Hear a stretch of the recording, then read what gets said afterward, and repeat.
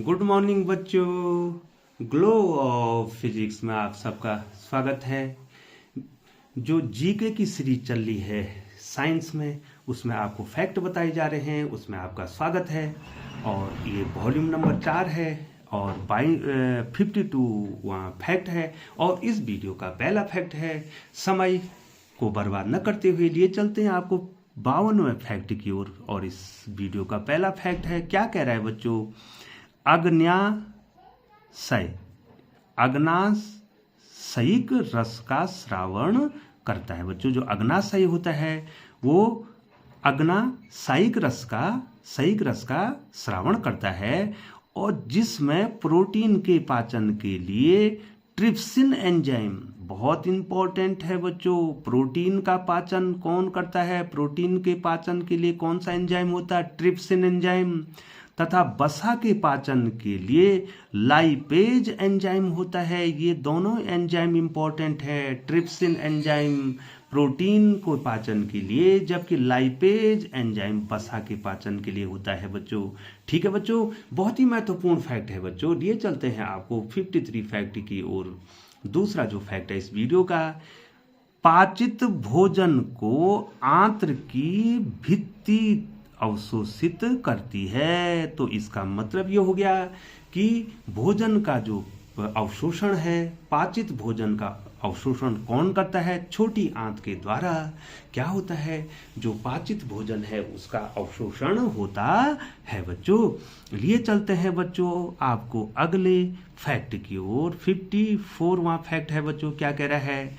रुधिर वाहिकाओं की भित्ति के विरुद्ध जो दाब लगता है उसे रक्त दाब कहते हैं। जो रुधिर वाहिकाएं हैं, अर्थात रुधिर को ले जाने वाली जो वाहिकाएं हैं, उनकी भित्ति के विरुद्ध जो दाब लगता है बच्चों, उसको रक्त दाब कहते हैं बच्चों। ठीक है बच्चों, तो ये था 54। अब 55 जो फैक्ट है आपके सामने है, रक्त दाब सिराओं की अपेक्षा धमनियों पर अधिक लगता है बच्चों। जो सिराएं होती हैं उनकी अपेक्षा धमनियों पर ज्यादा रक्त दाब लगता है बच्चों।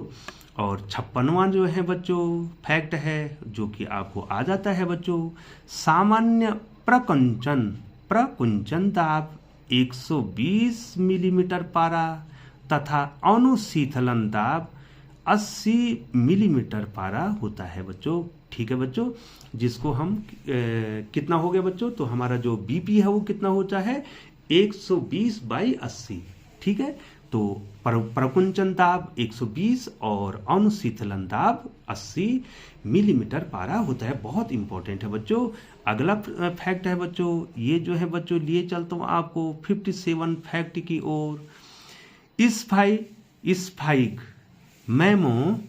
स्फाइगमोमेनोमीटर द्वारा रक्त का दाब नापा जाता है।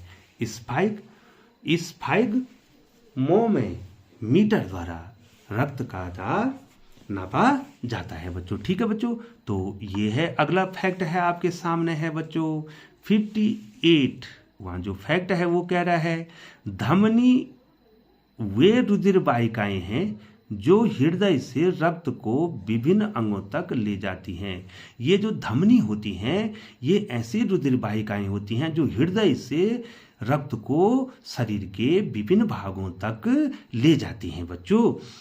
और जो सिराएं होती, अगला जो फैक्ट है वो कह रहा है, सिराएं विभिन्न अंगों से रुधिर एकत्र करके वापस हृदय में लाती हैं। मतलब धमनियां तो हृदय से रक्त को ले जाती हैं विभिन्न भागों में, और सिराएं विभिन्न भागों से, शरीर के विभिन्न भागों से रक्त को फिर कहाँ लाती हैं? हृदय में लाती है बच्चों। अगला जो क्वेश्चन है, फैक्ट है वो है 60 वहां फैक्ट है। क्या कह रहा है बच्चों? प्लेटलेट्स कोशिकाएं पूरे शरीर में भ्रमण करती हैं और रक्त स्राव के स्थान पर रुधिर का थक्का बनाकर रक्त स्राव रोकती है बच्चों। ये जो प्लेटलेट्स कोशिकाएं हैं, ये पूरे शरीर में भ्रमण करती रहती हैं कि कहीं पर जो है अगर रक्त स्राव हो गया बच्चों, तो वहां पर वो रक्त का थक्का बना देती हैं और रक्त स्राव को क्या कर देती हैं? रोक देती हैं बच्चों। तो प्यारे बच्चों अगला फैक्ट है बच्चों, क्या कह रहा है, पाइरुवेट के विखंडन से यह कार्बन डाइऑक्साइड, जल तथा ऊर्जा देता है और यह क्रिया माइटोकॉन्ड्रिया में होती है। जो पाइरुवेट है उसका जो विखंडन होता है उसके परिणाम स्वरूप कार्बन डाइऑक्साइड, जल और ऊर्जा मिलती है और ये जो क्रिया हो रही है ये माइटोकॉन्ड्रिया, बहुत इंपॉर्टेंट है, माइटोकॉन्ड्रिया में होती है बच्चों। तो अगला फैक्ट है 62वां नंबर है इस फैक्ट का। क्या कह रहा है, तंत्रिका ऊतक तंत्रिका कोशिकाओं, जिसको न्यूरॉन कहते हैं बच्चों, न्यूरॉन का बना होता है। यह सूचनाओं को विद्युत आवेग द्वारा शरीर के विभिन्न भागों तक पहुंचाता है। तो ये न्यूरॉन्स जो होते हैं ये सूचनाओं को विद्युत आवेग द्वारा शरीर के विभिन्न भागों तक पहुंचाते हैं। बहुत ज़्यादा इंपॉर्टेंट है बच्चों, न्यूरॉन्स कोशिकाएं बहुत इंपॉर्टेंट है बच्चों। अगला फैक्ट है बच्चों, नर में टेस्टोस्टेरोन तथा मादा में एस्ट्रोजन का स्रावण होता है बच्चों। ये दो हार्मोन होते हैं। नर में क्या होता है बच्चों, टेस्टोस्टेरोन, और मादा में एस्ट्रोजन का स्रावण होता है बच्चों। अगला है बच्चों फैक्ट है बच्चों, साइटोकाइनिन पढ़ रहे हैं बच्चों आप इसको।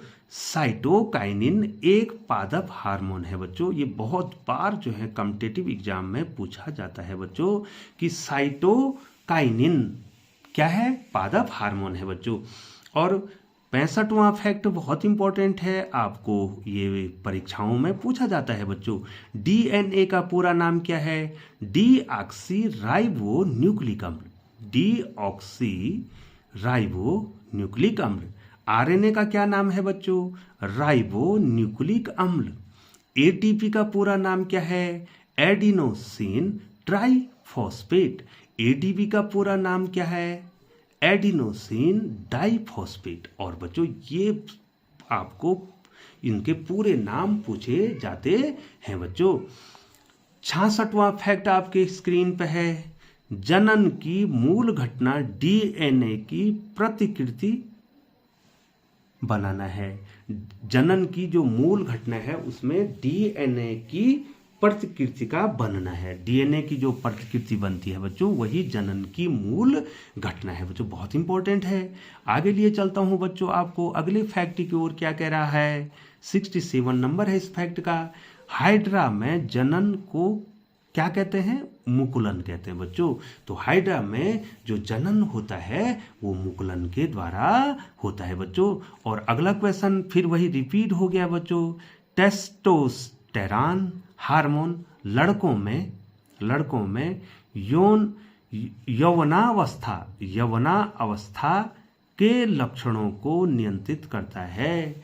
ये हार्मोन क्या होता है, यौवनावस्था के लक्षणों को नियंत्रित करता है लड़कों में। ठीक है बच्चों।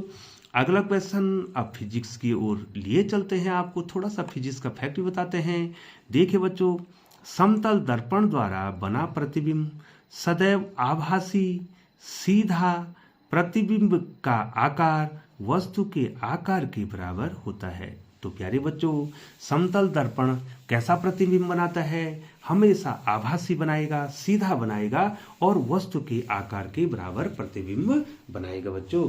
तो प्यारे बच्चों, चैनल पर बने रहने के लिए आपका बहुत बहुत धन्यवाद। यदि आपने चैनल को सब्सक्राइब नहीं किया है तो प्यारे बच्चों से चैनल को सब्सक्राइब कर दें, बेल आइकन को प्रेस करते हुए नोटिफिकेशन ऑन कर दें, ताकि समय समय पर ग्लो ऑफ फिजिक्स के द्वारा जो गृह श्रृंखला में जीके के फैक्ट बताए जा रहे हैं वो आपको मिलते रहें। पुनः आपका चैनल बने रहने के लिए बहुत बहुत धन्यवाद।